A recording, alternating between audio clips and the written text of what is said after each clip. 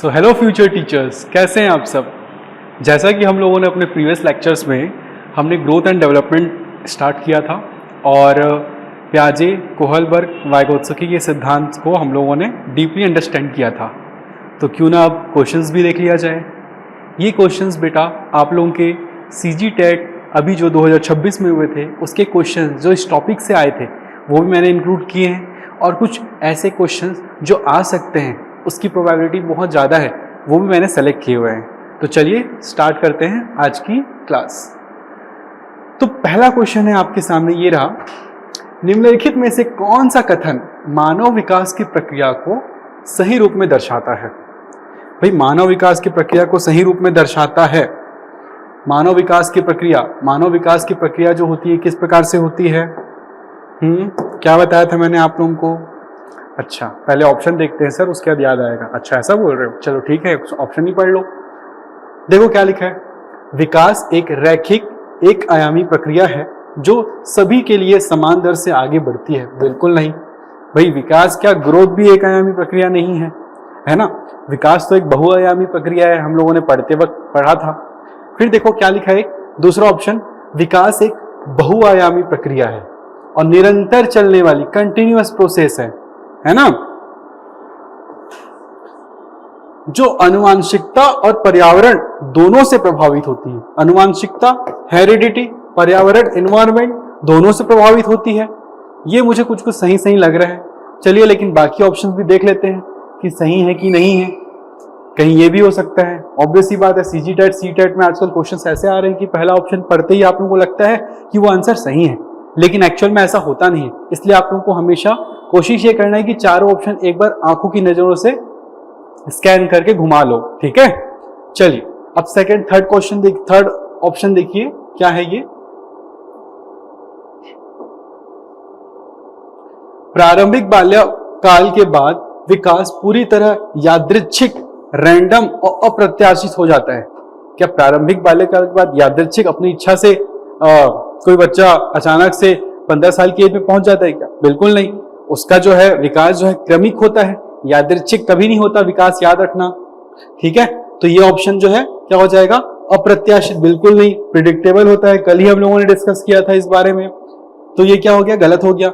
चौथा क्या बोल रहा है, विकास केवल एक मात्रात्मक परिवर्तन है जो शारीरिक परिपक्वता पर रुक जाता है। अच्छा एक बात बताओ, शारीरिक परिपक्वता का संबंध है क्या विकास से? बिल्कुल नहीं, क्योंकि ग्रोथ जो है एक स्टेज में आके रुक जाती है। आप लोगों की हाइट भी एक एज में आके रुक गई होगी बढ़ना, है ना। वेट तो बढ़ रहा है लेकिन हाइट तो बढ़ी होगी, परिपक्व हो गए आप लोग, है ना। अब जैसे किसी मानव इंसान की जो शरीर में 108 हड्डियां कितनी होती है, 208 हड्डियां होती हैं, है ना। तो क्या बोलते हैं ये अचानक से 210 230 भी हो जाएगी क्या? बिल्कुल नहीं, ऐसा होता ही नहीं है। इसलिए हम लोग क्या करेंगे, विकास केवल एक मात्रात्मक परिवर्तन है। बिल्कुल नहीं, विकास मात्रात्मक परिवर्तन है ही नहीं भाई। क्वालिटेटिव और क्वांटिटेटिव परिवर्तन तो भैया ग्रोथ होता है। तो ये ऑप्शन भी गलत हो जाएगा बेटा। तो फाइनली क्या हुआ हमारा राइट आंसर, विकास एक बहुआयामी प्रक्रिया है जो निरंतर चलने वाली प्रक्रिया है, जो आनुवांशिकता और पर्यावरण दोनों से प्रभावित होती है। हमेशा याद रखना, ठीक है। तो ये है आपका पहला क्वेश्चन। चलिए अब दूसरा क्वेश्चन देखते हैं। दूसरे क्वेश्चन में क्या दिया हुआ है, क्वेश्चन को पढ़ना है। एक शिशु पहले अपने सिर की गति पर नियंत्रण कर पाता है।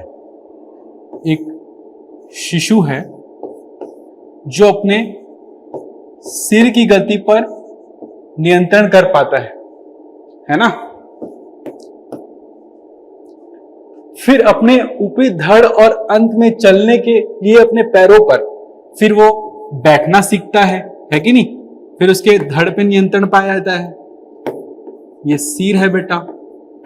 फिर क्या, धड़, है ना। फिर क्या, अंत में पैरों में, फिर पैरों पे नियंत्रण पाता है ना। जैसे ही बच्चा 3 महीने क्या हो जाता है बेटा, याद रखना, जब बच्चा 3 माह का हो जाता है तो ऑलमोस्ट 3 से 6 माह के भीतर बच्चा अपना गर्दन संभालने लग जाता है। 8 से 9 माह में बच्चा जो है अपना धड़ संभालता है और अपना बैठ जाता है ना, खुद लेटा रहेगा और खुद बैठ जाएगा। और जैसे ही बेटा 12 माह कंप्लीट होता है, एक नॉर्मल ह्यूमन बीइंग की बात कर रहा हूं, जैसे ही 12 माह होता है वो बच्चा क्या करता है, पैरों पे खुद से खड़ा होने लग जाता है और चलने लग जाता है। मिनिमम 12 माह एक इंसानी बच्चे को चलने के लिए लगता है। ठीक है, अब देखो क्या क्वेश्चन है, अब देखो क्या बोल रहा है, सिर से पैर की ओर चल रही है। देखो विकास की प्रक्रिया, सबसे पहले वो सर संभाला, फिर धड़ संभाला, फिर पैर संभाला। अब देखो क्या होता है, सिर से पैर की ओर कौन सा विकास चलता है भाई, सेफेलोकॉर्डल, याद है ना आप लोग, ये तो रटा रटा क्वेश्चन है ना। तो देखो समीप दूरस्थ सिद्धांत, प्रॉक्सिमो डिस्टल सिद्धांत बिल्कुल नहीं, प्रॉक्सिमो डिस्टल सिद्धांत मतलब होता है भैया बच्चा पहले केंद्र से बाहर की ओर जो है अपना नियंत्रण करता है। सबसे पहले वो अपना धड़ हाथों पर नियंत्रण करेगा, फिर उंगलियों पर नियंत्रण करेगा। तो ये क्या है बेटा, प्रॉक्सिमो डिस्टल होता है। Principal of inter relation, inter relation का प्रिंसिपल क्या बोलता है, इंसान के शरीर का हर एक अंग एक दूसरे से जुड़ा हुआ होता है और इंटर रिलेट करके चलता है। जैसे कि फॉर एग्जांपल, जैसे मैं बोल रहा हूं तो मेरे हाथ के भी मूवमेंट उस हिसाब से हो रहे हैं, है ना। जब मैं बोल रहा हूं तो मेरी बॉडी के भी मूवमेंट हो रहा है, तो इंटर रिलेशन होता है ना। बच्चा जब हाथ चलाता है तो पैर भी उसके हिलते हैं। आप लोगों ने देखा होगा लेटे हुए बच्चा जब खिलौनों को अपने हाथों से ऐसे टच करता है तो उसके पैर भी उस हिसाब से क्या करते हैं, चलते हैं, राइट। तो ये क्या है बेटा, प्रिंसिपल ऑफ इंटर रिलेशन। अब क्या बोल रहा है, सेफेलोकॉर्डल प्रिंसिपल। सेफेलोकॉर्डल क्या होता है बेटा, ये हम लोग का राइट आंसर होगा, क्योंकि सिर से पैर की ओर, सिर से पैर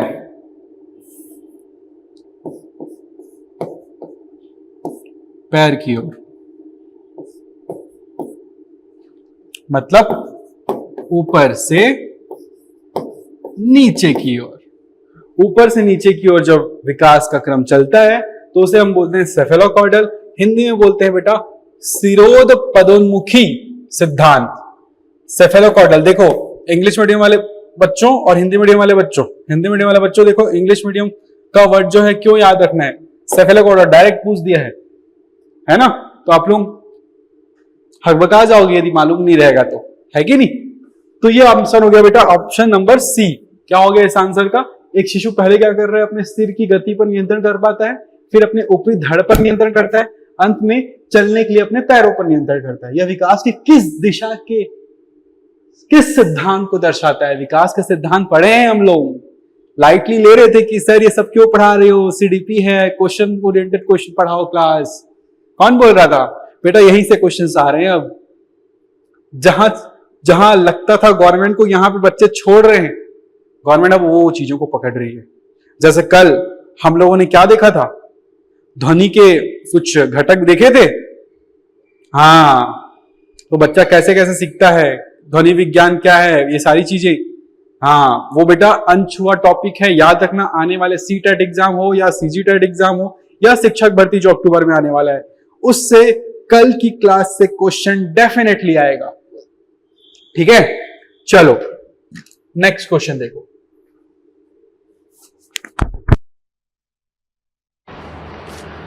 प्राथमिक विद्यालय का एक बच्चा पेन पकड़ने के लिए अपनी उंगलियों पर सटीक सूक्ष्म गतिशील फाइन मोटर नियंत्रण पाने से पहले अपने कंधे और बाह की मांसपेशियों का प्रभावी ढंग से उपयोग करना सीखता है। यह किसका उदाहरण है? अपने कंधे और अपने बाहों का, अपने कंधे और अपने बाहों का उपयोग पहले बच्चा सीखता है, फिर वो अपनी उंगलियों का सीखता है। विकास का जो ये सिद्धांत है वो कहां जा रहा है? केंद्र से बाहर की ओर जा रहा है। जब विकास केंद्र से बाहर की ओर जाता है तो हम उसे क्या बोलते हैं? उसे हम बोलते हैं प्रॉक्सिमोडिस्टल ट्रेंड, है ना। प्रॉक्सिमोडिस्टल समीप दूरस्थ प्रवृत्ति, ये हो गया आपका राइट आंसर। बाकी आंसर क्या है भाई? सेफेलोकॉर्डल पढ़ चुके पिछले क्वेश्चंस में। Principle of discontinuity, discontinuity in the sense भैया निरंतरता का सिद्धांत। डिसकंटिन्यूटी इन द सेंस जब बच्चा जो है निरंतर वृद्धि करते रहता है, एक हद के बाद जो है वो रुक जाता है, डिसकंटिन्यू हो जाता है उसका जो है बढ़ना। तो ये क्या है? डिसकंटिन्यू, टी का सिद्धांत। फिर क्या लिखा है? वर्तुलाकार प्रगति, स्पाइरिंग प्रोग्रेशन। ये बेटा आने वाले क्वेश्चन में इसका भी एक क्वेश्चन है, वो उस पर मैं बताऊंगा, ठीक है। चलो, ये क्वेश्चन समझ में आ गया। ये आपका सीजी टेट 2026 का क्वेश्चन है बेटा, ठीक है। चलो नेक्स्ट क्वेश्चन देखो। फिर क्या है? जहां वृद्धि का तात्पर्य मुख्य रूप से उन परिवर्तनों से है जो संरचनात्मक और मात्रात्मक होते हैं, वहीं विकास में वे परिवर्तन शामिल होते हैं जो मात्रात्मक और गुणात्मक दोनों होते हैं। क्या पूछ दिया भाई, पता ही नहीं चला। ऐसे क्वेश्चन आए थे सीजी टेट 2026 में।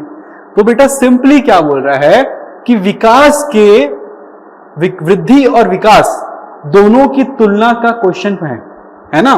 क्या बोल रहा है क्वेश्चन? विकास एंड वृद्धि के अंतर का प्रश्न है।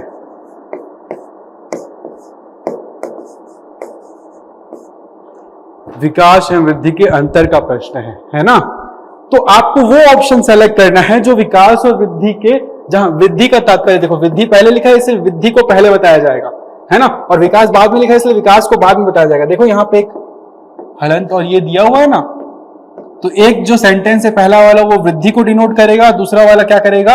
विकास को डिनोट करेगा, और दोनों के अंतर के साथ क्वेश्चन पूछा गया है। बहुत ही यूनिक क्वेश्चन है। ट्रेंड बदल गया है बेटा, ट्रेंड बदल गया है ना।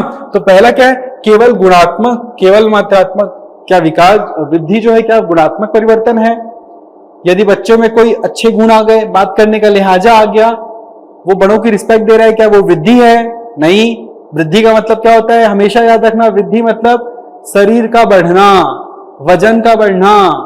आपके कपड़े छोटे हो गए और आप बड़े हो गए, क्या है ये? वृद्धि है, ठीक है। उल्टा भी पूछ सकता है क्वेश्चन। एक बच्चा है जो 6 साल का था, 10 साल में उसके कपड़े छोटे हो गए, इनडायरेक्टली आपको मालूम चलना चाहिए कि हाँ भाई बच्चे का जो है हाइट बढ़ा है, ठीक है। चलो, तो ये तो होगा नहीं भाई। दूसरा क्या बोल रहा है? संरचनात्मक और मात्रात्मक। और क्या लिखा है? मात्रात्मक और गुणात्मक दोनों। अच्छा, संरचनात्मक। अच्छा बताओ, वृद्धि जो है संरचनात्मक और मात्रात्मक दोनों चेंजेस है क्या? Qualitative and quantitative changes is called growth, okay. And मात्रात्मक एंड गुणात्मक, क्वांटिटेटिव एंड क्वालिटेटिव चेंजेस वो व्हाट कॉल्ड? क्या बोलेंगे बेटा उसको? विकास। हाँ, तो मुझे थोड़ा सा ये थोड़ा ठीक लग रहा है। बाकी देखो, सामाजिक और संवेगात्मक बिल्कुल नहीं। वृद्धि का तात्पर्य सामाजिक संवेगात्मक से नहीं है। संवेगात्मक क्या बोल रहे हैं? इमोशनल। नहीं नहीं भाई, ऐसा तो नहीं हो सकता। विशुद्ध रूप से शारीरिक, क्या विकास विशुद्ध रूप से शारीरिक होता है? बिल्कुल नहीं, ये भी गलत हो जाएगा। फिर क्या बोल रहा है? जीवन भर निरंतर। जीवन भर, क्या वृद्धि जीवन भर निरंतर रहती है? बिल्कुल नहीं। और विकास क्या अस्थायी है? बिल्कुल नहीं, अस्थायी हो ही नहीं सकता विकास।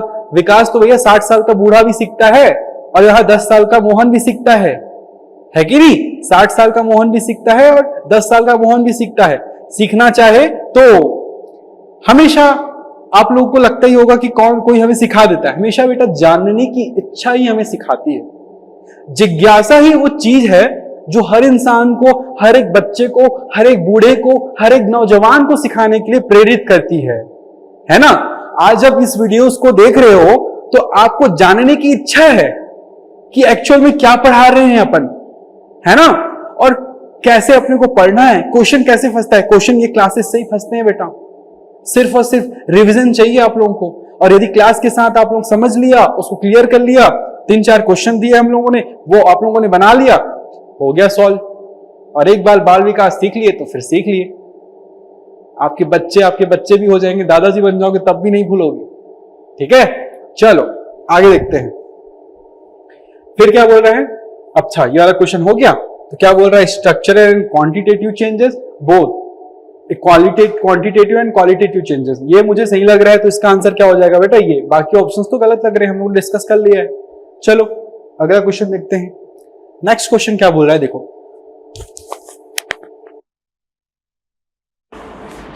क्वेश्चन बोल रहा है बाल विकास के संदर्भ में प्रकृति शब्द का तात्पर्य अनुवांशिक कारक और वंशानुगत लक्षण से है, जबकि पोषण का तात्पर्य पर्यावरणीय और अनुभवात्मक कारण से है ना। क्या बोल रहा है, पोषण का तात्पर्य पर्यावरणीय और अनुभवात्मक कारक से है। नेचर एंड नर्चर में डिफरेंस पढ़ा था परसों की क्लास में, हाँ तो वहीं से तो क्वेश्चन है। चलो देखो पर्यावरणीय प्रभाव ऑप्शन क्या दिया है, इंग्लिश में भी देख लेते हैं, इंग्लिश होने वाले बच्चे लोग मायूस हो जा रहे हैं। चलो थोड़ा देख लो बेटा, है ना। In the context of child development the term nature refers to genetic factor and the hereditary traits, whereas जबकि nurture refers to the environmental and experiential factor। तो क्या बोल रहा है बेटा, यहां पे हम लोगों ने पढ़ा था जब कभी भी नेचर की बात आएगी तो हम लोगों को वातावरण को नहीं लेना है। बाल विकास में नेचर का मतलब वातावरण और एनवायरमेंट नहीं होता, बाल विकास में नेचर का मतलब होता है वंशानुक्रम, वंशानुगत, ठीक है। और नर्चर का मतलब क्या होता है, आसपास के सामाजिक बातों का हमारे ग्रोथ में क्या असर पड़ता है, ये नर्चर है बेटा, ठीक है। याद रहेगा, बिल्कुल याद रहना चाहिए भाई, क्यों याद नहीं रहेगा। चलो तो क्या बोल रहा है बेटा, क्वेश्चन क्या पूछ रहा है देखो, प्रकृति और पोषण में तात्पर्य पर्यावरणीय अनुभाग से है। तो दोनों जो प्रकृति जो ये अंतर पूछ रहा है ना, इस दोनों का अंतर बता रखा है। प्रकृति शब्द का तात्पर्य अनुवांशिक कारक और वंशानुगत लक्षण से है, बिल्कुल सही, जबकि पोषण का तात्पर्य पर्यावरणीय अनुभाग कारक से है। तो इसका क्या आंसर होगा देखो, पर्यावरणीय प्रभाव, जैविक परिपक्वता, सामाजिक सांस्कृतिक पृष्ठभूमि, स्कूल का बुनियादी ढांचा। तीसरा क्या बोल रहा है, अनुवांशिक कारक और वंशानुगत लक्षण, पर्यावरणीय और अनुभवात्मक कारक। चौथा क्या बोल रहा है, शारीरिक विकास दर और संज्ञानात्मक चरण। तो पहला क्या बोल रहा है देखो, पर्यावरणीय प्रभाव, क्योंकि प्रकृति वर्ड पहले दिया है इसलिए नेचर को आपका आंसर में जो दो दिए हुए हैं इसको याद रखना, इसको हल्के मत लेना, ठीक है। इसके बाजू में जो दिया रहेगा इसके पहले, ये दो भागों में बांटता है हमेशा इस क्वेश्चंस को। ये पहला वाला भाग जो है पहले वर्ड को डिनोट करेगा और दूसरा वाला भाग इस जो एपोस्ट्रोफी के दूसरा वाला भाग जो है क्या करेगा, वो दूसरे वर्ड को डिनोट करेगा, ठीक है। तो देखो पर्यावरणीय प्रभाव, क्या प्रकृति पर्यावरणीय प्रभाव है, बिल्कुल नहीं भैया, हम बाल विकास पढ़ रहे हैं। बाल विकास में प्रकृति का मतलब क्या होता है, वंशानुक्रम, है ना। और ऑब्वियस सी बात है अनुवांशिकी हेरेडिटी कारक और वंशानुगत लिखा हुआ है, ऑब्वियस सी बात है, तो पर्यावरणीय प्रभाव तो होगा नहीं। जैविक परिपक्वता, जैविक परिपक्वता इन द सेंस क्या है, बायोलॉजिकल मैच्योरेशन। क्या प्रकृति जो वंशानुक्रम बायोलॉजिकल मैच्योरेशन से कोई उसका तात्पर्य है क्या, बिल्कुल नहीं, क्योंकि नेचर जो है आपका जो हेरेडिटी है वो क्या है, वो आपके माता पिता के जीन्स से ट्रांसफर होता है बच्चों में, है ना। तो बेटा ये भी नहीं होगा। दूसरा क्या बोल रहा है, सामाजिक सांस्कृतिक पृष्ठभूमि, स्कूल का बुनियादी ढांचा। क्या स्कूल का बुनियादी ढांचा, हाँ ये थोड़ा थोड़ा हो सकता है, लेकिन सामाजिक सांस्कृतिक पृष्ठभूमि, फिर ये आ गया आनुवांशिक कारक में सामाजिक सांस्कृतिक पृष्ठभूमि कैसे मैटर करता है भाई, बिल्कुल नहीं। अब देखो तीसरा क्या बोल रहा है, अनुवांशिक कारक और वंशानुगत लक्षण। अनुवांशिक कारक वंशानुगत लक्षण, अनुवांशिक कारक वंशानुगत लक्षण। देखो क्वेश्चन सी में ही पहला प्रकृति का पूरा पूरा डिनोट कर रखा है, पहला जो एपोस्ट्रोफी के बगल में जो है। फिर राइट साइड में जो दिया हुआ है एपोस्ट्रोफी के क्या लिखा है, पर्यावरणीय और अनुभवात्मक कारक। याद है हम पढ़ रहे थे नर्चर के बारे में, तो नर्चर में क्या बोला गया था, पर्यावरणीय अनुभवात्मक कारण है। नर्चर इन द सेंस बच्चे का हेरेडिटी जो है, बहुत अच्छे जीन्स से बच्चा पैदा हुआ है, उसके बावजूद भी यदि उसको पर्यावरण नहीं मिलता है तो फिर वो क्या हो जाता है, बिल्कुल भी ग्रोथ नहीं कर पाता है। लेकिन एक हेरेडिटी के साथ यदि बच्चे को इन्वायरमेंट मिलता है तो फिर क्या होता है, बच्चे की ग्रोथ जो है 10x हो जाती है ना। क्योंकि बेटा हमेशा याद रखना, क्योंकि एक बच्चा जो है यदि उसके माता पिता या उसके दादा एक्चुअल में कुछ अच्छे अचीवर्स हैं, है ना, तो उस बच्चे को सिर्फ और सिर्फ एक हेरिडिटी का बेनिफिट मिलता है कि हाँ उसके खून में वो सारी चीजें रहती है। लेकिन यदि पर्यावरण उसको वैसा नहीं मिलता है, एनवायरमेंट उसको वैसा नहीं मिलता है, तो वो बच्चा ग्रोथ नहीं कर पाता है। समझ रहे हो क्या बोल रहा हूं मैं? लेकिन एक नॉर्मल इंसान का बच्चा जिनके पेरेंट्स कुछ नहीं थी, सपोज इंडियन आइडल में जो काम वाली बाई का जो बच्चा आता है गाना गाने के लिए या डांस करने के लिए, है ना, उसकी भी एक सीमा होती है बेटा। वो हेरिडिटी से ऊपर बहुत अच्छा कर सकता है, लेकिन जितना अच्छा कर सकता है उसका मैक्सिमम सीमा है, उससे ज्यादा अच्छा नहीं कर सकता।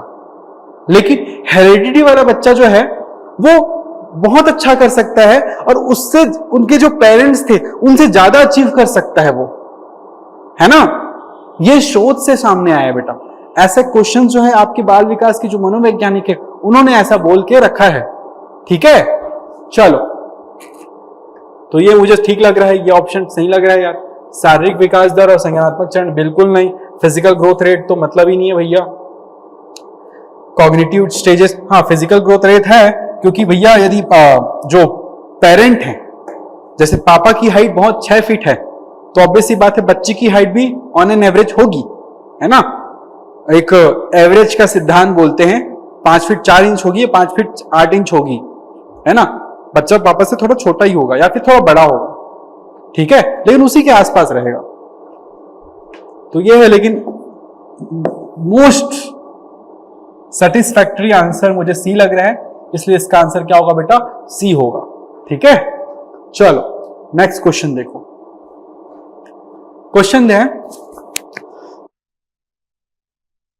प्रारंभिक बाल्यावस्था के दौरान वह विशिष्ट समय सीमा जब कोई बच्चा किसी विशेष कौशल जैसे भाषा को सीखने के लिए पर्यावरणीय उद्दीपनों के प्रति विशिष्ट रूप से संवेदनशील होता है, तो वो कहलाती है प्रसुप्ति काल, लेटेंट पीरियड, महत्वपूर्ण या संवेदनशील अवधि, क्रिटिकल और सेंसिटिव पीरियड, और रूटीन ग्रोथ माइलस्टोन, और फिक्स्ड बायोलॉजिकल स्टेज। सही मार रहा हूं तो सही नहीं है, पढ़ रहा हूं करके सही मार रहा हूं, ठीक है। चलो, तो सबसे पहले प्रसुप्ति काल क्या होता है ये जानते हैं। भैया लेटेंट पीरियड क्या होता है? सर ये तो बता दो, लेटेंट पीरियड क्या होता है, हम लोगों ने पहली बार सुना है। बेटा लेटेंट पीरियड का मतलब होता है वह अवस्था, वह काल जिस काल के बाद इंसान को कुछ नहीं सिखाया जा सकता। लेकिन सर आप तो ये भी बोलते हो कि भैया इंसान जो है 60 साल की उम्र में, 70 साल की उम्र में तक भी सीख सकता है। लेकिन कौन? जो सीखना चाहेगा वो नहीं जो नहीं सीखना चाहेगा। तो जो लेटेंट पीरियड में वो इंसान होते हैं जो कुछ नहीं सीखना चाहते, वही लेटेंट पीरियड के इंसान हैं, ठीक है। चलो फिर क्या बोल रहा है क्वेश्चन, क्या बोल रहा है? याद रखना क्वेश्चन पढ़ना ही कला है बेटा, हमेशा याद रखना। क्वेश्चन यदि आपने अच्छे से पढ़ लिया तो ऑप्शंस तो एलिमिनेशन मेथड से भी बन जाते हैं, है कि नहीं। चलो देखो क्या लिखा है, प्रारंभिक बाल्यावस्था के दौरान वह विशिष्ट बाल्यावस्था, प्रारंभिक बाल्यावस्था मतलब इन्फेंसी से आगे है ना, वह विशिष्ट समय सीमा जब कोई बच्चा किसी विशेष कौशल जैसे भाषा को सीखने के लिए पर्यावरणीय उद्दीपनों के प्रति विशिष्ट रूप से संवेदनशील होता है। एक 2 या 3 साल का बच्चा है, उसको हम कुछ भी चिल्लाते हैं, उसको बोलते हैं बाबू, तो वो देखता है। छोटू करके बोलते हैं तो वो कौन बोला करके जिधर से आवाज आती है उधर मुंडी करता है ना। यही बात चल रही है, ये प्रैक्टिकल इंप्लीमेंटेशन है। तो महत्वपूर्ण या संवेदनशील अवधि, तो यह अवधि कौन सी होती है? और उनको जोर से चिल्ला दिया जाता है, जोर से आवाज आती है। कई बार देखना जो बच्चे छोटे नए नए पैदा हुए रहते हैं और उनके घर के आसपास एक बम फोड़ दिया जाता है, फटाका, है ना, असामाजिक तत्व जो है या फिर उनके घर में मौजूद रहते हैं असामाजिक तत्व, वो यदि बम फोड़ देते हैं तो बच्चे रोने लग जाते हैं। तो ये बेटा प्रारंभिक बाल्यावस्था तक होता है, क्योंकि उनके कान जो उतने मैच्योर नहीं हुए थे, उनको खतरा लगने लग जाता है। इसलिए जो बेटा हमेशा आंसर क्या हो जाएगा बेटा, इसका आंसर क्या होगा?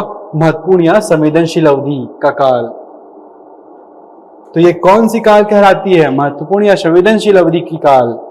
हाँ, क्वेश्चन घुमा के पूछ देगा इस बार। महत्वपूर्ण या वह काल जिसमें बच्चा संवेदनशील अवधि में होता है और महत्वपूर्ण होती है उसकी ग्रोथ के लिए, यह कौन सा काल है? तो आप लोगों को प्रारंभिक बाल्यावस्था, उत्तर बाल्यावस्था, मध्य बाल्यावस्था, शैशवावस्था दिया रहेगा। तो क्या बोलोगे आप लोग? प्रारंभिक बाल्यावस्था बोलोगे। क्लियर है? चलो, सामान्य विकास मील का पत्थर। सामान्य विकास मील का पत्थर in the sense routine growth मील माइलस्टोन। मतलब क्या होता है बेटा? जैसे एक बच्चा जो है 2 साल का हुआ, 5 साल का हुआ, फिर क्या हुआ 6 साल का हुआ, फिर 10 साल का हुआ, फिर 18 साल का हुआ, ग्रोथ हो रहा है। तो रूटीन ग्रोथ एक टाइम के बाद उसने क्या किया? ग्रोथ को अचीव कर लिया। तो ग्रोथ को अचीव मतलब एक मैक्सिमम ग्रोथ की जो एक सीमा होती है एक बच्चे की, तो रूटीन ग्रोथ माइलस्टोन कहलाता है। ठीक है? Fixed biological stages.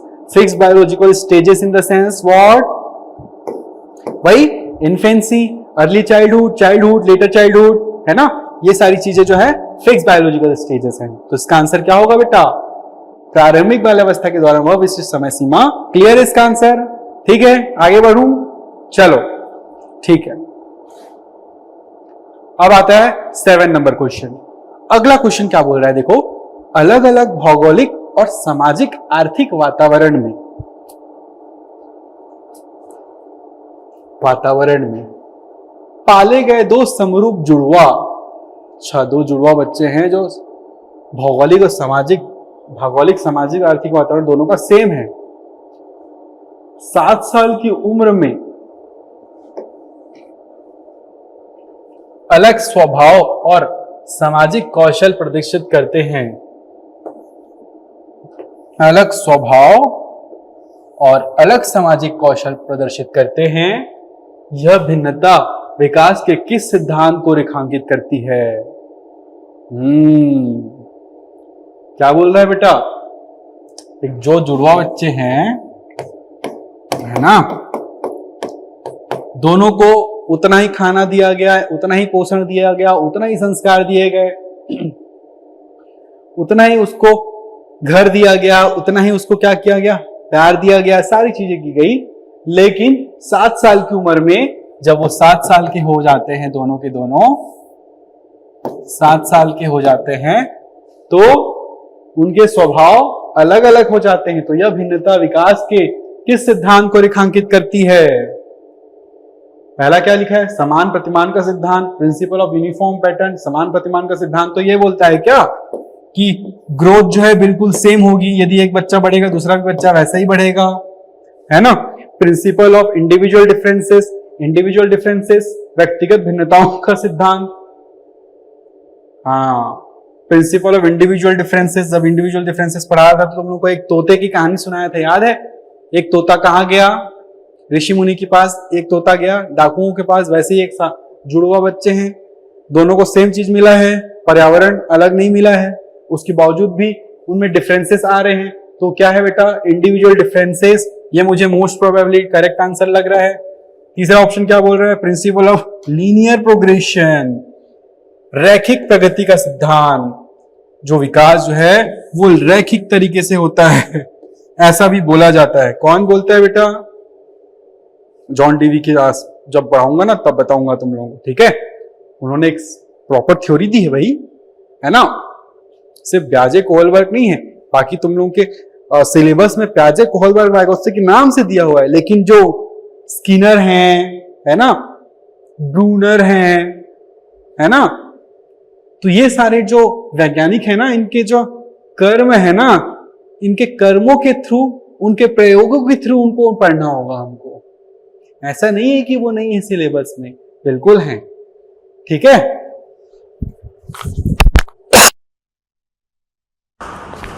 फिर देखो क्या लिखा है, अंतर संबंध का सिद्धांत, principle of inter relation. Inter relation in the sense जब जो है कोऑर्डिनेशन ऑफ बॉडी, है ना, बच्चा जब हाथ उठा रहा है तो अपना कंधा का भी यूज कर रहा है, अपनी उंगलियों को भी यूज कर रहा है। शुरू में बच्चा क्या करता है, वो हाथों का यूज करके बॉटल पकड़ता है ना।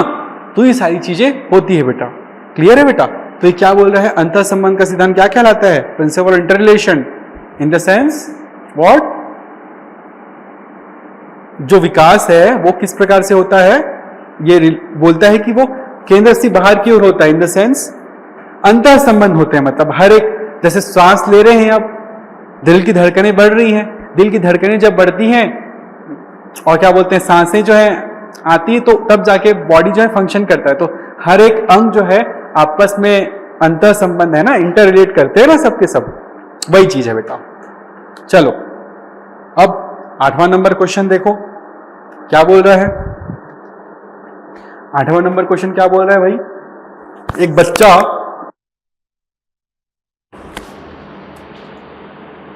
जो प्रारंभिक बाल्यावस्था में लंबे समय तक शारीरिक रूप से बीमार रहता है, वह अक्सर भाषा सीखने में देरी दिखाता है और दोस्तों के साथ सामाजिक संबंध बनाने में संघर्ष करता है। देरी दिखाता है और संघर्ष करता है, यह किस सिद्धांत की पुष्टि करता है? वो जो 11 सिद्धांत पढ़ाया हो ना परसों की क्लास में, बहुत इंपॉर्टेंट है, याद करना बेटा उसको। जो बच्चे आज की क्लास देख रहे हैं और परसों की क्लास नहीं देखे हैं तो वो परसों की क्लास देख लीजिएगा, ठीक है। चलो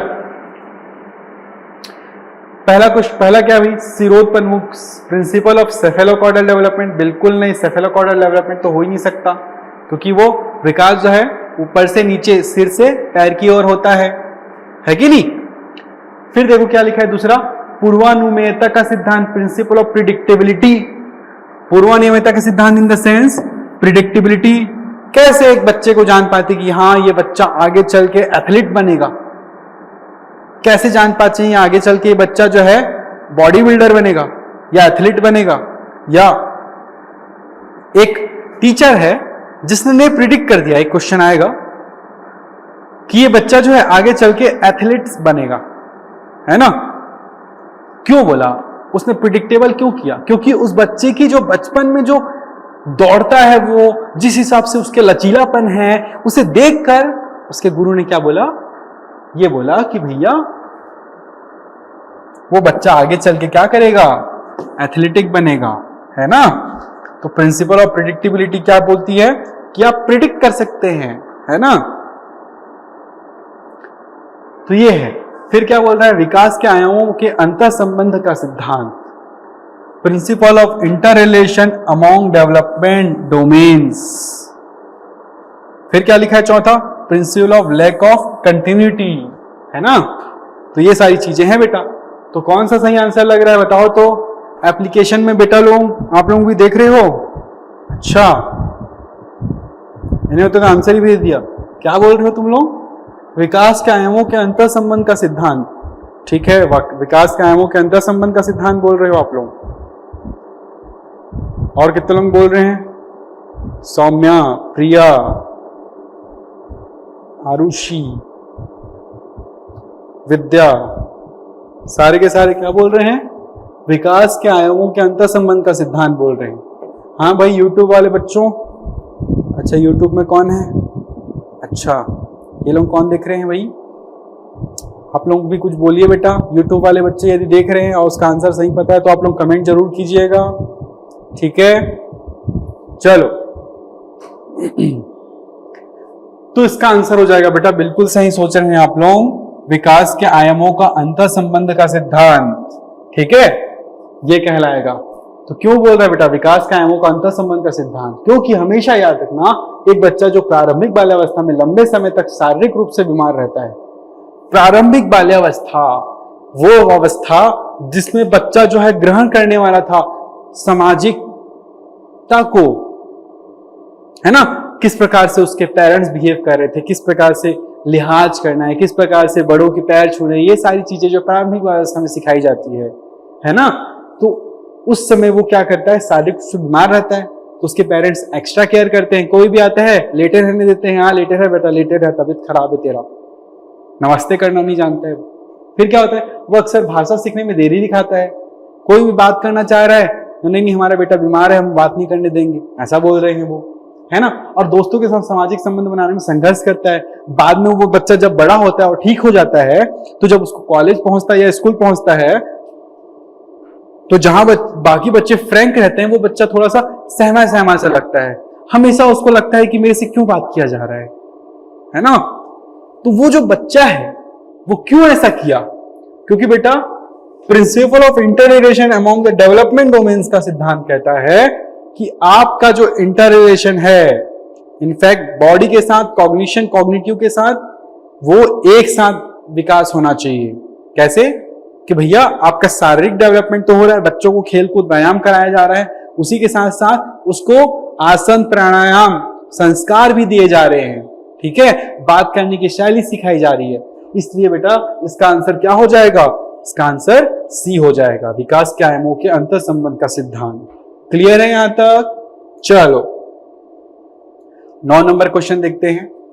एक शिक्षक एक बच्चे के वर्तमान गतिशील समन्वय, मोटर कोऑर्डिनेशन के आधार पर खेल कूद में उसके भविष्य के प्रदर्शन का अनुमान लगाता है। यह विकास के किस मूल धारणा पर निर्भर करती है? विकास के किस, this relies on the development premises that, है ना, क्या बोल रहे, मैंने अभी डिस्कस किया था, एक बच्चे के लचीलेपन को देख के उसकी टीचर ने एथलीट बनने के बारे में बोला था, है ना, तो क्या होगा उसका आंसर बताओ बेटा। ऐप में तो आंसर भी आ गया भाई, सर आंसर बी हो गया, बी होगा सर, आगे बढ़ो। अच्छा नहीं बेटा, बाकी लोग भी देख रहे हैं, आप ही लोग नहीं देख रहे हो, और भी लोग देख रहे हैं, ठीक है। चलो क्या बोल रहे हैं answer? Development follows a relatively predictable orderly pattern. चलो भाई तुम लोग बोल रहे हो तो इसको मैं राइट कर लेता हूं, है ना। Development is the unpredictable and sudden. बिल्कुल नहीं, डेवलपमेंट जो है अनप्रिडिक्टेबल होता ही नहीं है। क्या आप नहीं जानते इन्फेंसी स्टेज के बाद अर्ली चाइल्डहुड होता है? क्या आप नहीं जानते अर्ली चाइल्डहुड के बाद चाइल्डहुड आता है, लेटर चाइल्डहुड होता है? बिल्कुल जानते हैं, है ना। क्रमिक विकास होता है, अनप्रिडिक्टेबल नहीं होता, प्रिडिक्टेबल भी होता है। सडन बढ़ नहीं जाता बच्चा, अचानक से बड़ा हो गया, पेट बड़ा हो गया, उसका पैर बड़ा हो गया, ऐसा कभी नहीं होता, ठीक है। बी हो गया। बी क्या बोल रहे हैं? Development follows a relatively predictable orderly pattern. विकास एक अपेक्षाकृत पूर्वानुमेय और व्यवस्थित पैटर्न का पालन करता है। बिल्कुल सही लग रहा है मुझे तो ये भी। तीसरा क्या बोल रहे हैं? मात्रात्मक वृद्धि हमेशा समान रूप से होती है। अब देखो इन्वायरमेंटल इंटायरली और एनवायरमेंटल जो है ना, क्या बोल रहा है ये? मात्रात्मक वृद्धि हमेशा समान रूप से होती है। क्वांटिटेटिव ग्रोथ हैपेंस यूनिफॉर्मिटी, बिल्कुल नहीं। एक बच्चा जो है, दो बच्चे साथ साथ पैदा हुए हैं, जुड़वा बच्चे, एक बच्चे की हाइट 5 फीट 4 इंच है, दूसरे बच्चे की हाइट 4 फीट 3 इंच है उसी एज में। क्यों भाई? हो सकता है क्योंकि ग्रोथ जो है हमेशा अलग अलग होती है बेटा, है ना। जरूरी नहीं है कि एक दोनों बच्चे साथ साथ बढ़ रहे हैं, ऐसा बहुत रेयर होता है।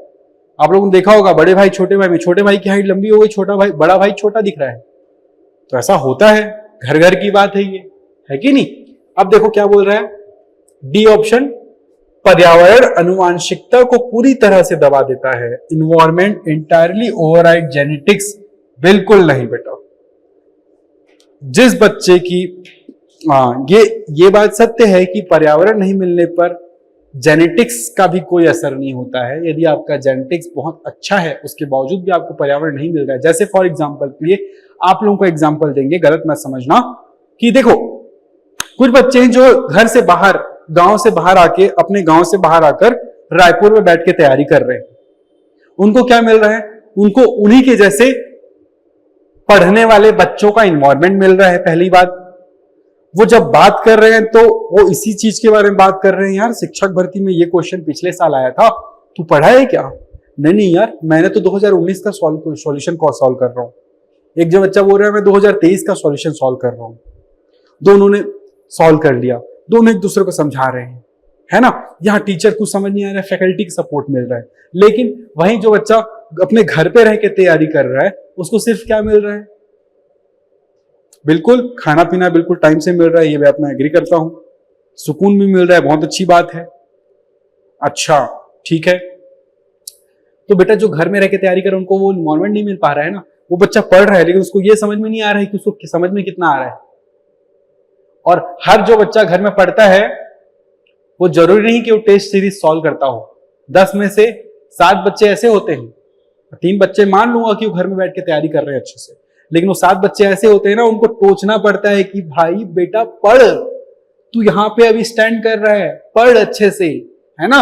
उसको बार बार बोलना पड़ता है, ठीक है। तो ये डिफरेंस होता है बेटा। तो इन्वायरमेंटल एंटिटी ओवरराइड जेनेटिक्स बिल्कुल नहीं। एनवायरमेंटल एंटायरली वो करता है क्या? बिल्कुल नहीं करता बेटा, है ना। नेचर वर्सेस नर्चर की डिबेट की बात है बेटा, है ना। डेवलपमेंट पैटर्न क्वेश्चन क्या बोल रहा है? डेवलपमेंट पैटर्न पे है ना। क्वेश्चन जो है डेवलपमेंट पैटर्न पे बोल रहा है, ना कि एनवायरमेंटल या किसी क्या बोलना चाहिए कारण को चेंज करने के ऊपर। ठीक है, तो आंसर क्या होगा? विकास एक अपेक्षाकृत पूर्वानुमेय और व्यवस्थित पैटर्न का पालन करता है। ये आंसर करेक्ट है बेटा। ठीक है, चलो अगला क्वेश्चन देखो। हाँ, सीजी टेट 2026 का ये क्वेश्चन है। ठीक है, क्या क्वेश्चन है देखो।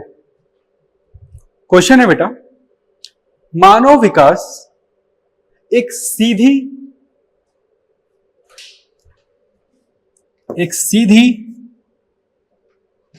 यंत्रवत रैखिक मार्ग पर आगे नहीं बढ़ती, बल्कि एक व्यक्ति आगे बढ़ता है। आगे नहीं बढ़ती बोल रहा है ना ये क्वेश्चन। फिर क्या बोल रहा है? जबकि एक व्यक्ति आगे बढ़ता है,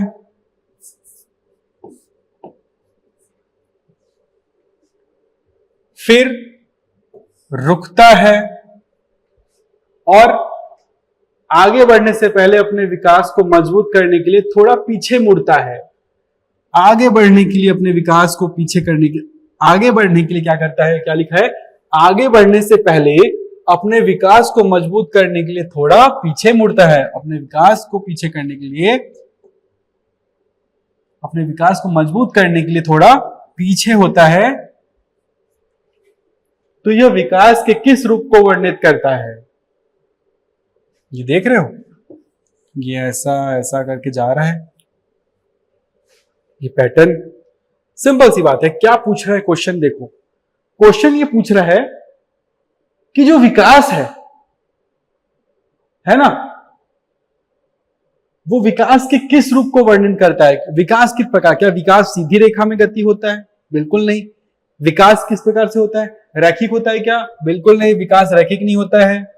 डिसकंटिन्यूअस होता है क्या? बिल्कुल नहीं। असतत बिल्कुल नहीं होता, सतत होता है विकास।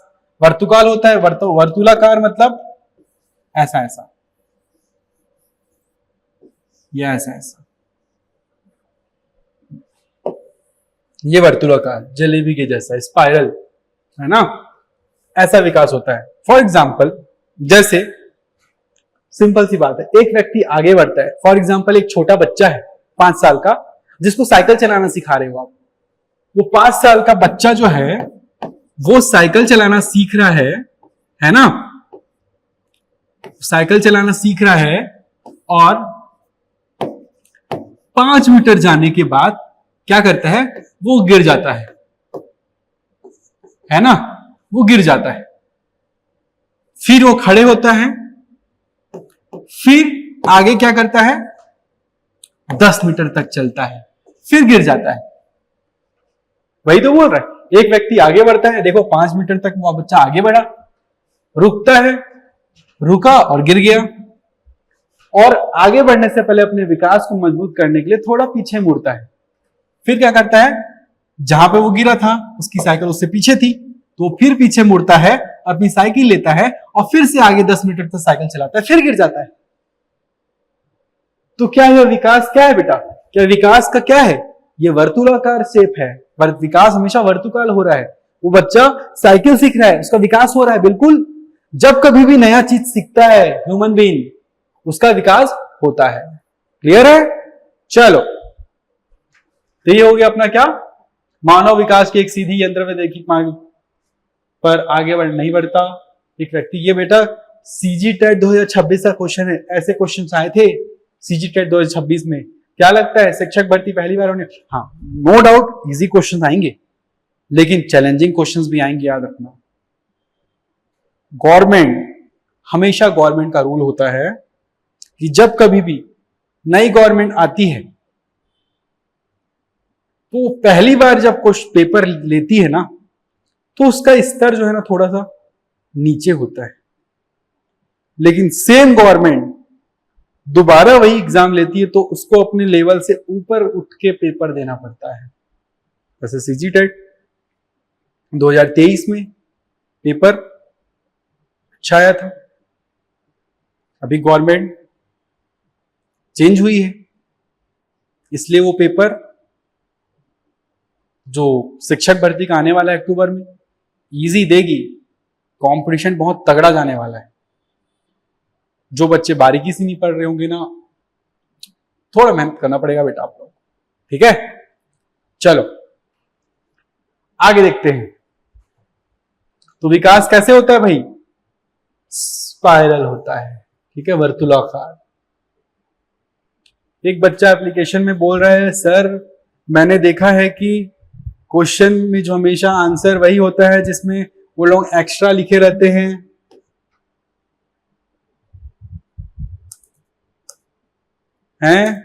नहीं बेटा ऐसा बिल्कुल नहीं होता। बच्चा बोल रहा है कि सर मैंने देखा है कि स्पाइरल जो लिखा रहता है ना वर्तुलाकार, ये लोग एक्स्ट्रा मेहनत किए इसलिए इसका आंसर ये होगा। नहीं, ऐसा हर बार नहीं होता, याद रखना। और जो हिंदी में इंग्लिश मीडियम के बच्चे हैं वो लोग तो स्पाइरल देख के रख रहे हैं तो उनको तो पता ही नहीं चलेगा ऐसा।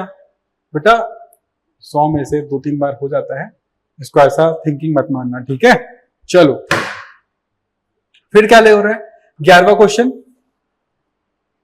क्वेश्चन क्या बोल रहा है देखो। बाल विकास को प्रभावित करने वाला कारक नहीं है। देख रहे हो, जब कभी भी क्वेश्चन पढ़ोगे एग्जाम में नहीं है या लिखा है तो पेंसिल से भैया एक लाइन खींच देना, नहीं तो बाल विकास को प्रभावित करने वाला कारक है, कई लोग ऐसा पढ़ते हैं। और फिर जैविक कारक, सामाजिक कारक, राजनीतिक कारक, भौतिक कारक, या सबके सब तो कारक हैं बोलते हैं और गलत करके आ जाते हैं। इसलिए बेटा नहीं है को बहुत अच्छे से ध्यान देना, गोला मार देना, ठीक है। जैविक कारक बिल्कुल है, जैविक कारक तो होता है, बाल विकास प्रभावित होता है, सामाजिक कारक भी होता है। राजनीतिक कारक कहीं पढ़ा है क्या हमने? याद करो तो हमें अभी तक की जितने भी 6-7 लेक्चर हुए हैं उसमें मैंने कभी राजनीतिक कारक बताया है कि सरकार ने आप लोग को पोलियो उपलब्ध नहीं करवाया इसलिए आप लोगों का विकास नहीं हो पाया, या फिर सरकार ने आपको दाल चावल उपलब्ध नहीं करवाया इसलिए आप लोगों का विकास नहीं हो पाया? कभी ऐसा बोला है? या फिर ना तो अभी तक किसी टीचर ने बोला है, ना कभी कोई बोलेगा। क्योंकि राजनीतिक कारक कभी भी डायरेक्टली ह्यूमन ग्रोथ को प्रभावित नहीं करता है, डायरेक्टली ह्यूमन ग्रोथ को प्रभावित नहीं करता है, बोल रहा हूं, याद रखना, ठीक है।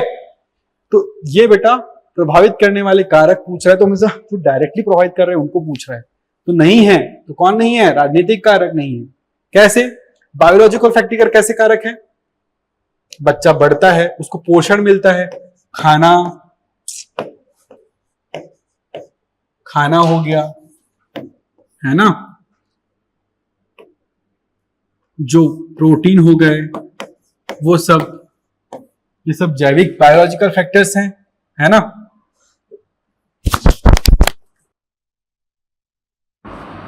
सोशल फैक्टर, भैया बात करना सीख रहा है बच्चा, बात करना सीख रहा है, सोशल फैक्टर बिल्कुल विकास को प्रभावित कर रहा है। फिजिकल फैक्टर, भौतिक कारक, बिल्कुल उसका वातावरण कैसा है, वातावरण कैसा है, ये भी इंपॉर्टेंट है बेटा, है ना। तो कुल मिला के जो पॉलिटिकल फैक्टर है ये इसका आंसर नहीं होगा, इसलिए option is the C is the correct answer. फिर देखो नेक्स्ट क्वेश्चन, हाँ ऐसा रीजन का क्वेश्चन है, चलो फटाक से बताओ आंसर। नीचे दिए गए कथन, पहला कथन क्या बोल रहा है, असर्शन क्या बोल रहे हैं? बच्चे हाथों हाथ अनुभवों और सक्रिय भागीदारी के माध्यम से सबसे अच्छा सीखते हैं। बिल्कुल सही बात है भाई। क्या बोल रहे हैं question? Children learn best through hands on experience and active participation. बिल्कुल सही बोल रहा है ये भाई। बच्चे जो हाथों हाथ अनुभवों और सक्रिय भागीदारी से माध्यम से सबसे अच्छा सीखते हैं। सेकंड क्या बोल रहा है, रीजन क्या बोल रहा है, उसी का रीजन, जब बच्चे सीखने की प्रक्रिया में सक्रिय रूप से शामिल होते हैं तो उनका संज्ञानात्मक विकास होता है, तीव्रता आती है संज्ञानात्मक विकास में, बिल्कुल सही लग रहा है भाई। क्या एसर्शन, क्या रीजन आर एसर्शन को सपोर्ट कर रहा है? बिल्कुल कर रहा है। और दोनों को दोनों सही है? क्या दोनों के दोनों सही लग रहे हैं? बिल्कुल सही लग रहे हैं। तो देखो ऑप्शन ए में क्या लिखा है, एसर्शन रीजन दोनों सत्य है। बी में क्या लिखा है, एसर्शन रीजन दोनों सत्य है। ए सत्य है, बी सत्य है नहीं, तो सी और डी तो पहले ही एलिमिनेट हो गए। अब देखो क्या बोल रहा है, बच्चे हाथों हाथ अनुभव और सक्रिय भागीदारी के माध्यम से सबसे अच्छा सीखते हैं। बिल्कुल अच्छा सीखते हैं। जब बच्चे सीखने की प्रक्रिया में सक्रिय रूप से शामिल होते हैं तो उनके संज्ञानात्मक विकास में तीव्रता आती है। बिल्कुल सही बात।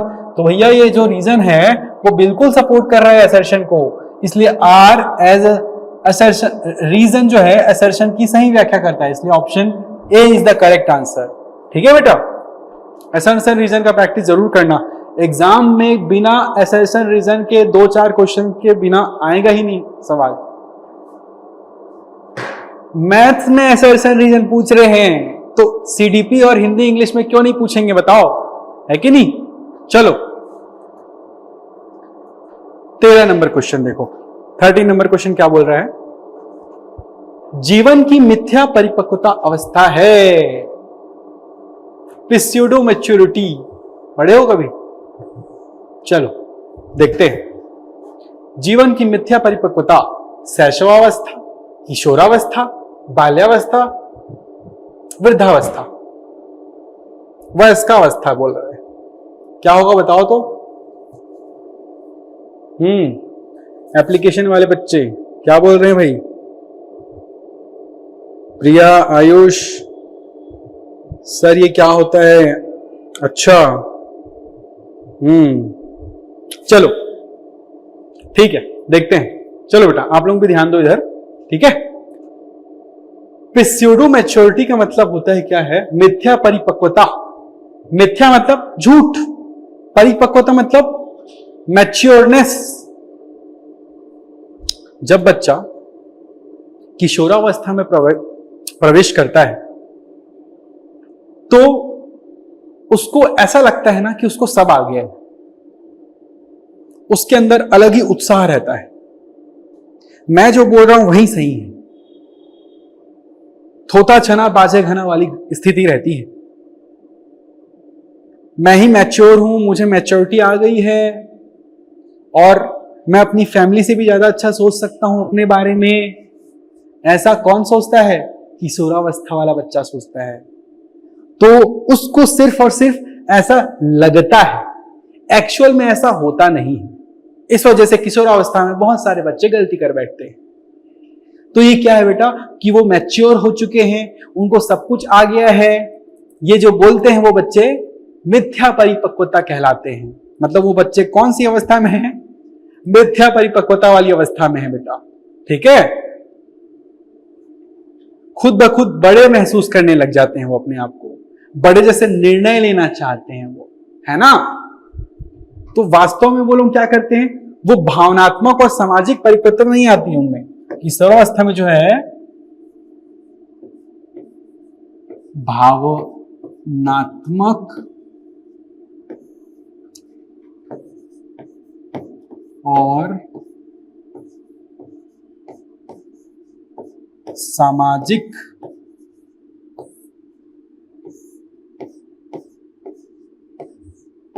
परिपक्वता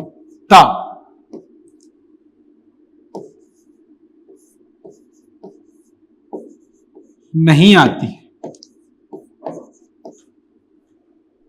है ना? तो क्या हो जाएगा इसका डेफिनेशन प्स्यूडो मैच्योरिटी का? लिख लेंगे बेटा, क्या हो जाएगा?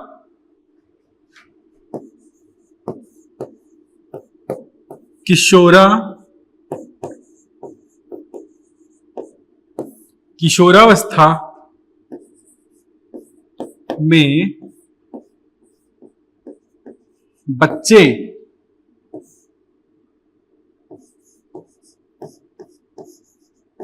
अपने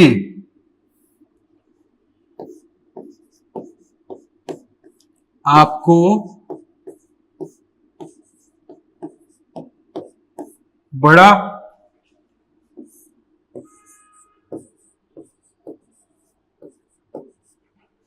महसूस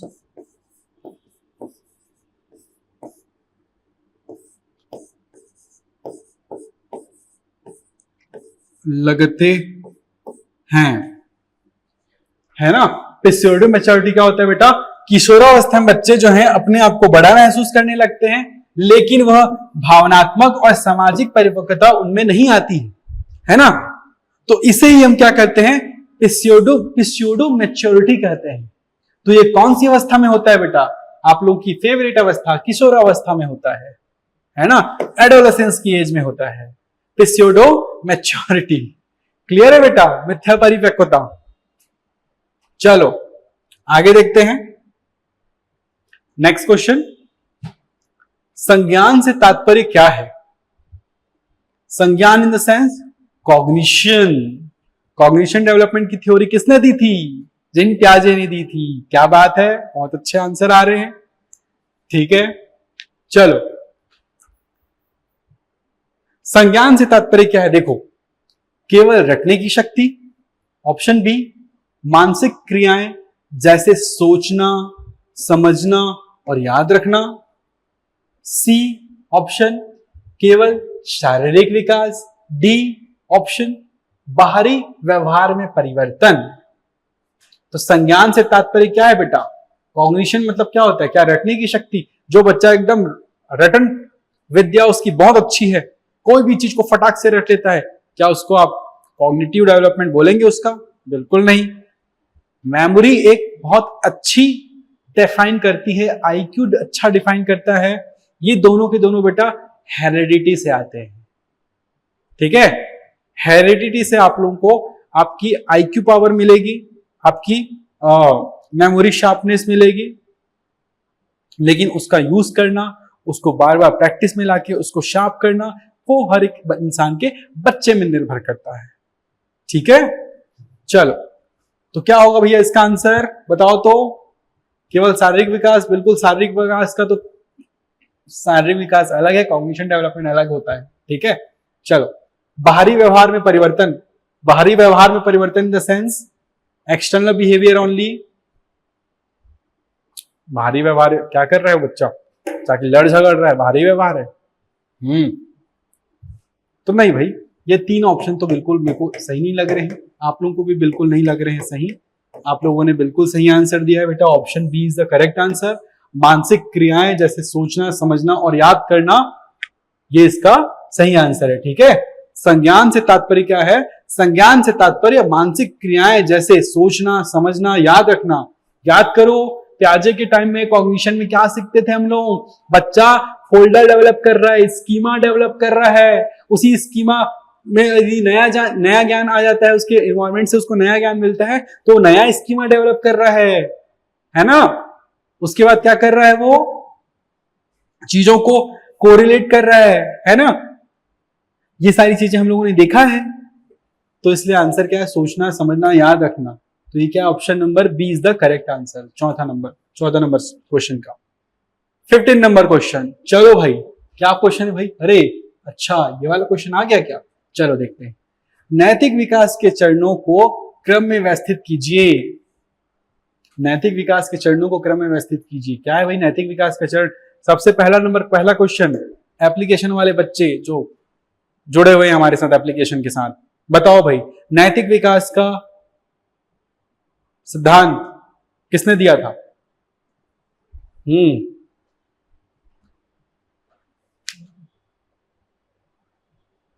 क्या बोल रहे हैं भाई?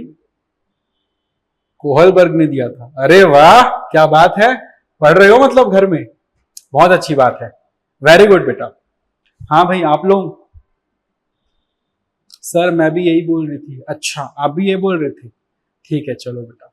नैतिक विकास का सिद्धांत, तो नैतिक विकास का सिद्धांत में मैंने कुछ स्टोरी बताई थी आप लोगों को, 500 रुपए वाली, याद होगी आप लोगों को? तो कुछ कौन बच्चे कैसे सोच रहे थे, वो किस स्टेज के थे, है ना। और एक हेंज का मैंने कहानी भी सुनाई थी, हेंज ने ऐसा क्यों किया। जब क्वेश्चन पूछा जाता है डिफरेंट बच्चों से, तो डिफरेंट आंसर आ जाते हैं। क्या क्वेश्चन था बेटा?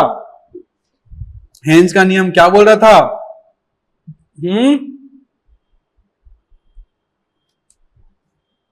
याद है कि नहीं?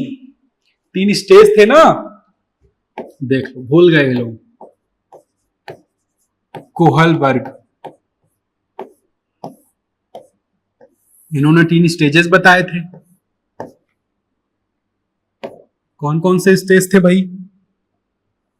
कौन कौन से स्टेज थे?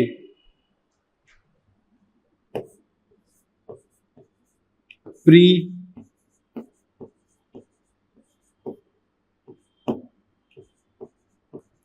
Conventional,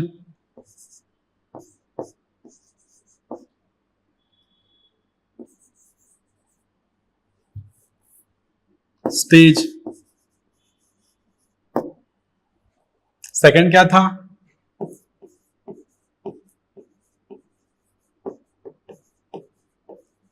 conventional stage. तीसरा क्या था? बिल्कुल सही, पोस्ट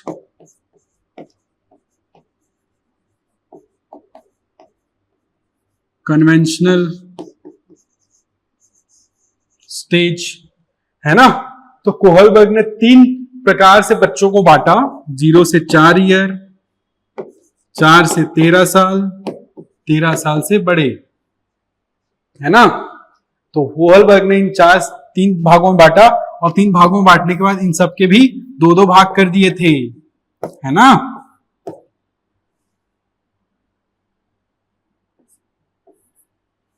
चलो क्या क्या था बताओ। चलो पहला स्टेज क्या था बेटा? चलो यहां से देखते हैं ऑप्शंस से। अच्छा व्यक्तिगत संबंध, व्यक्तिवाद और आदान प्रदान। अच्छा व्यक्तिगत संबंध, अच्छा व्यक्तिगत संबंध मतलब मैं अच्छा, अच्छा बच्चा।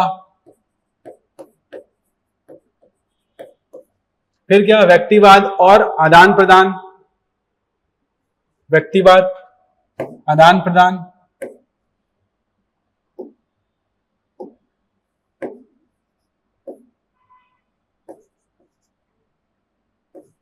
मेरा फायदा,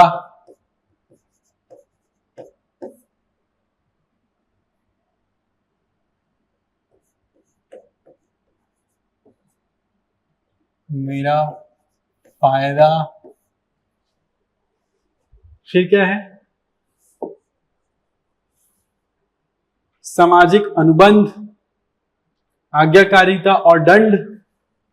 दंड वाला तो पहला स्टेज है, याद करो। पहला बच्चा क्या बोल रहा था? पहला बच्चा बोल रहा था, डर लग रहा था उसको कि कहीं टीचर मुझे दंड ना दे दे, कहीं टीचर मुझे डांटे ना। तो ये बेटा पहला हो जाएगा। इन 4 चरण दिए हुए हैं, इन चारों चरणों के अलग अलग क्रम में जमाने के लिए बोल रहा है, ठीक है। कैसे जमाएंगे? पहला स्टेज अपने को पता है, डर वाली बात है। पहला स्टेज आज्ञाकारिता और दंड। आज्ञाकारिता क्यों कर रहा है बच्चा? आज्ञाकारिता इसलिए है क्योंकि उसको डर है कि यदि मैं उनकी बात ना मानूंगा तो वो मुझे दंड देंगी, है ना। तो ये पहला हो गया आज्ञाकारिता। दूसरा क्या? दूसरा स्टेज प्री कन्वेंशनल स्टेज में 2 स्टेज थे, उसमें क्या था? दूसरा बच्चा क्या बोल रहा था? मेरा फायदा, है ना। मेरा क्या फायदा होगा?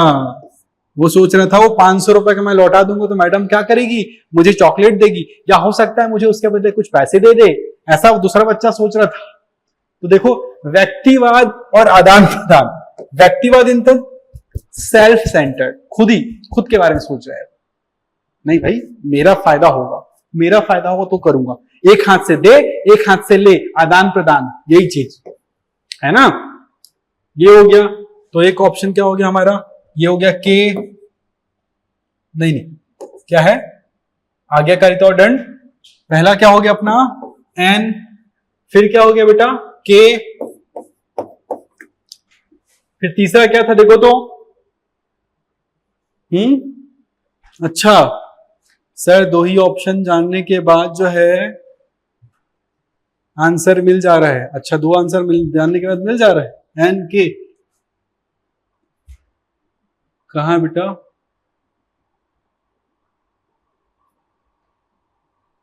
अच्छा, एन के। अरे रुको, और भी देखो सही है कि नहीं।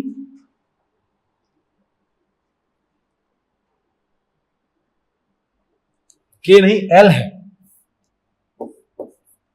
पहला हम लोगों ने क्या देखा? आंतरिक दंड। अच्छा, आंतरिक और दंड। तो पहला क्या हो गया? एन, ये पहला हो गया बेटा। दूसरा क्या हुआ, व्यक्तिवाद, एल दूसरा हो गया। अच्छा एन एल ये नहीं है बेटा,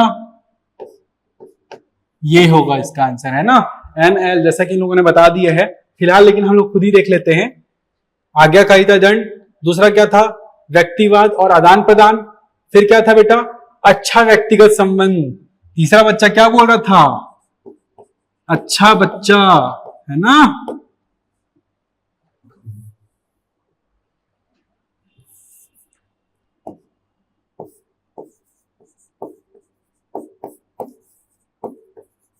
अच्छा बच्चा बोल रहा था ये, है ना, तीसरा स्टेज का बच्चा। तो ये क्या हो गया, अच्छा व्यक्तिगत संबंध, ये तीसरा पॉइंट हो गया।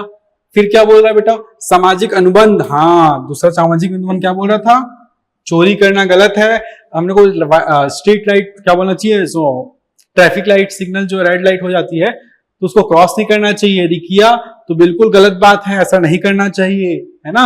याद करो प्रोटेस्ट, दिल्ली वाले प्रोटेस्ट का एग्जाम्पल दिया था उस क्लास में, हाँ वही क्लास की तो मैं बात कर रहा हूं, बिल्कुल ठीक। तो ये हो गया आपका क्या, सामाजिक अनुबंध जो हो गया, क्या सामाजिक अनुबंध मतलब सोशल कॉन्ट्रैक्ट, सोशल कॉन्ट्रैक्ट ये हो गया एक।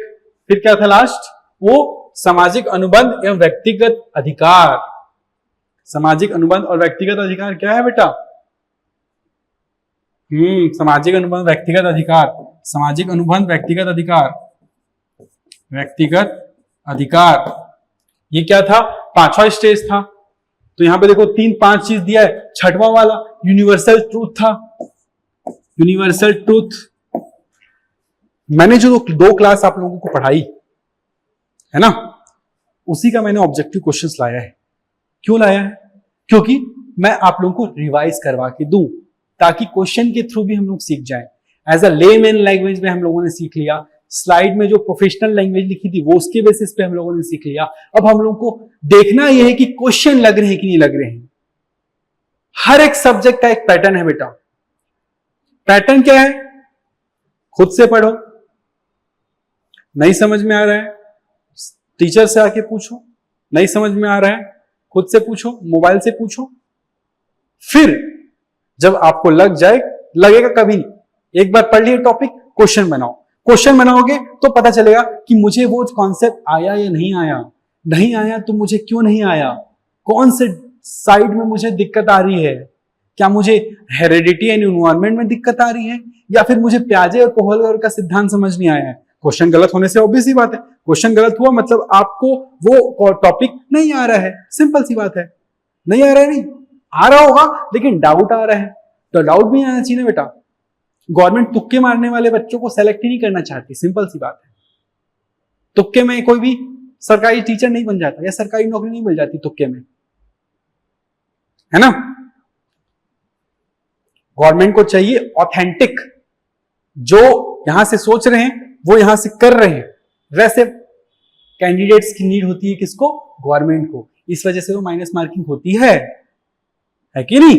चलो तो अपना आंसर क्या हो गया, हमेशा इस टाइप के क्वेश्चन में हमेशा ध्यान रखना बेटा कि आप लोगों को ज्यादा ऑप्शंस चेक नहीं करने। यदि आप लोगों को पहला स्टेज दूसरा स्टेज पता है तो बहुत अच्छी बात है, आखिरी स्टेज अलग देखो कैसे दिया हुआ है, ओ ओ, लास्ट स्टेज देखो 2 में ओ दिया हुआ है ना।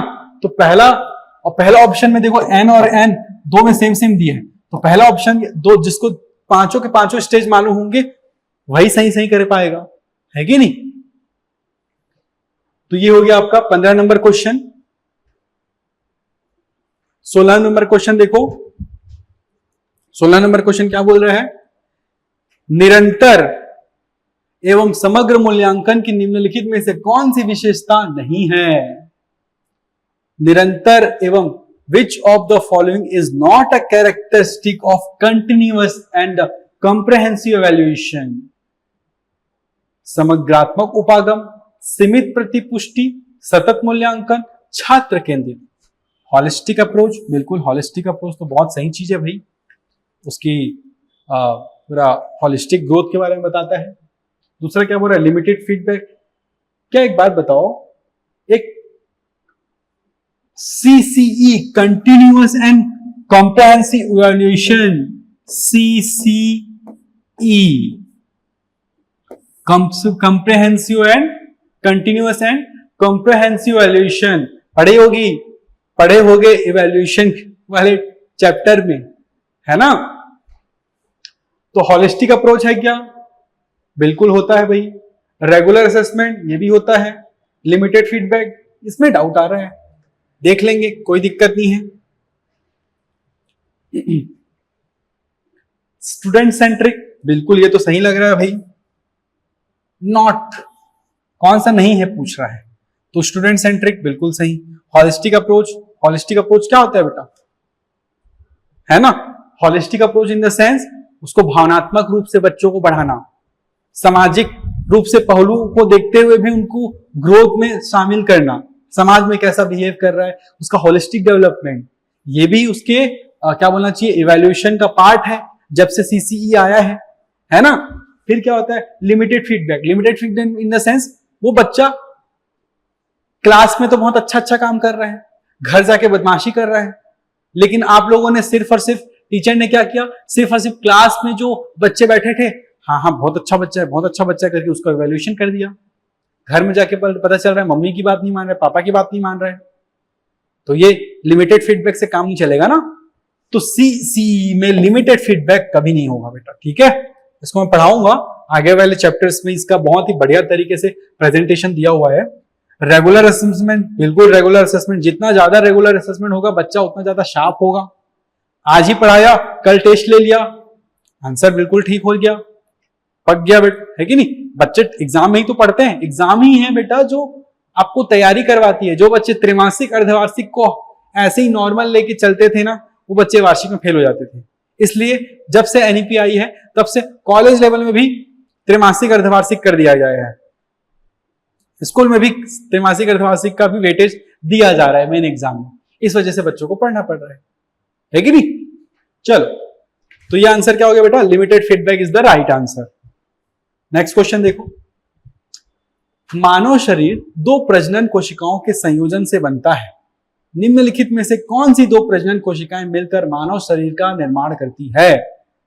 पहला क्या ऑप्शन बोल रहा है बेटा, the human body is a combination of the 2 reproductive cells, which of this 2 reproductive cells combine to the form of the human body. Heredity cell या जीन्स होता है बेटा, जीन्स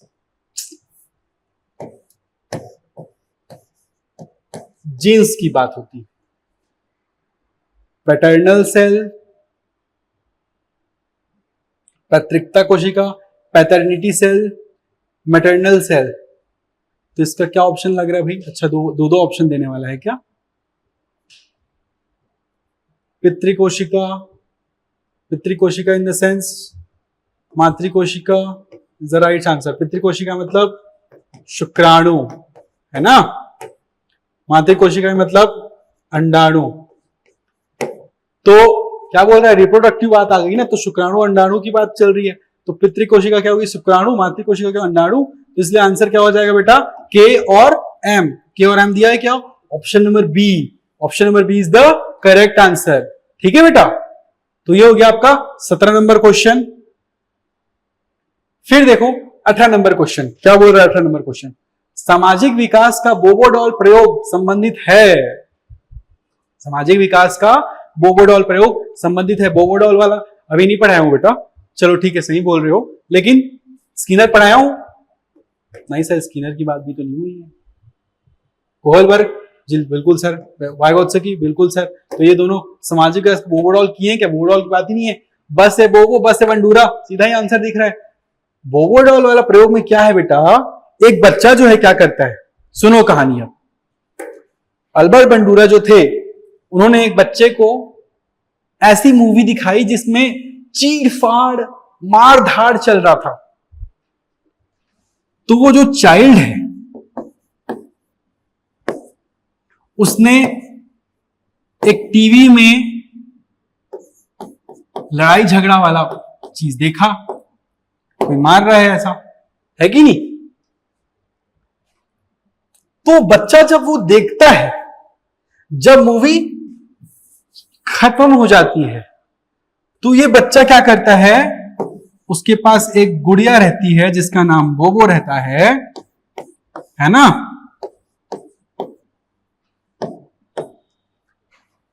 ये चिड़िया, ये एक बच्चा क्या रहती है, एक डॉल रहती है, वो चाइल्ड क्या करता है, उसके हाथ पैर को मारने लग जाता है, चीड़ फाड़ कर देता है, उसके हाथ तोड़ देता है, उसकी आंखें नोच लेता है, बाल काट लेता है, सारी चीजें कर देता है ना। तो अल्बर्ट बेंडूरा ने ये बोला कि एक इसी वजह से तो बेटा कि बच्चे जो देखते हैं वही करते हैं। उस बच्चे ने मारधार वाली मूवी देखी, उसने अपनी डॉल को मार दिया, मतलब तोड़ दिया। तो ये प्रयोग उसने किया था, है ना। तो बोबो डॉल वाला प्रयोग किसने किया था, बंडूरा ने किया था। जब इसका टॉपिक आएगा तो और विस्तार पूर्वक बताऊंगा, फिलहाल के लिए इतना जान लो। बोबो डॉल वाला प्रयोग किसने किया था, सामाजिक विकास की बात है ना, सामाजिक विकास। इसी वजह से तो बोला जाता है कि जो कुछ मूवीज आती हैं, है ना, जो बच्चे 13 साल से कम उम्र के बच्चों को यह मूवी नहीं देखनी है। क्यों नहीं देखनी है, क्योंकि उनका जो मानसिक स्तर है वो उस लेवल में डेवलप नहीं हुआ है कि वो उस मूवी को देखकर एक्चुअल में उसका जो सेंस है उसको क्या करें, ग्रहण कर सकें, है ना। इस वजह से 13+, 18+ जो मूवीज रहती हैं उनमें एज रेस्ट्रिक्शंस रहती हैं बेटा, समझ रहे हैं। 3+ जैसे टॉयज में भी लिखा रहता है, देखना सॉफ्ट टॉय जो होते हैं 3 साल से छोटे उम्र के बच्चों को नहीं देना चाहिए। क्यों नहीं देना चाहिए, क्योंकि जो 3 साल से छोटे उम्र का बच्चा रहता है वो कोई भी चीज को मुंह में भर लेता है। इस वजह से वो जो क्या बोलना चाहिए टॉयज रहते हैं, इसलिए उसमें भी एज रेस्ट्रिक्शंस रहती है। ठीक है, क्लियर है यहां तक। तो आज जो है इतना रखते हैं, आज की क्लास के लिए इतना ही। कल फिर जो बच्चे क्वेश्चंस है वो हम आगे करेंगे, उसके बाद हम नया टॉपिक स्टार्ट करेंगे, ठीक है। या फिर थोड़े क्वेश्चन और कल प्रैक्टिस करेंगे, उसके बाद नया चैप्टर स्टार्ट करेंगे, ठीक है। तो आज के लिए इतना ही। Thank you so much, bye.